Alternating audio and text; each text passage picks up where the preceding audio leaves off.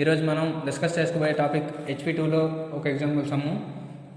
ఈ సమ్ము వచ్చేటప్పటికి the specific volume of steam at a 10 bar pressure is recorded as a volume is 0.1749 m3/kg. ఓకేనా. Find the quality of the steam అంటే ఈ క్వశ్చన్లో quality of steam find out చేయమంటున్నాడు. Quality of స్టీమ్కి మనం ముందు చెప్పుకున్నాం 2 కండిషన్స్ ఉంటాయని. 2 కండిషన్స్. మొదటి కండిషన్ ఏంటంటే ఆ స్టీమ్ అనేది వెట్లో ఉందా, డ్రైలో ఉందా, లేదా శాచురేటెడ్లో ఉందా అనేది మొదటి condition. Next condition X dry fraction value అనేది మనం ఫైండ్ అవుట్ చేయాలి. ఓకేనా.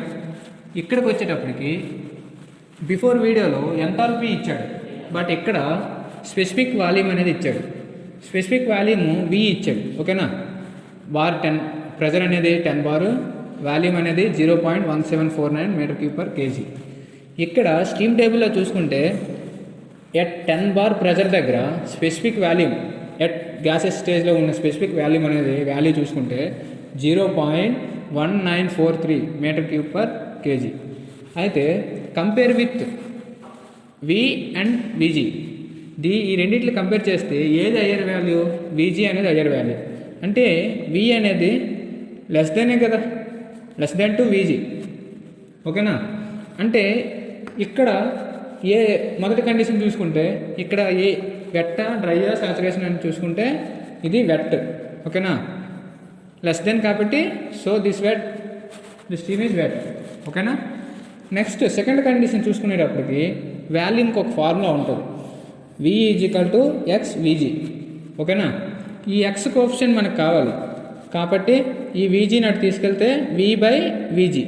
దీని వాల్యూలు ఆల్రెడీ ఇచ్చాడు, 0.1749 అని, VG అంటే 0.1943 అని. ఓకేనా. దీన్ని డివైడ్ చేస్తే 0.19 అంటే ఈ X వాల్యూ అనేది less than to 1 less than, X value అనేది 1 లెస్ దెనే కదా. సో ఇది వెట్ స్టీమ్.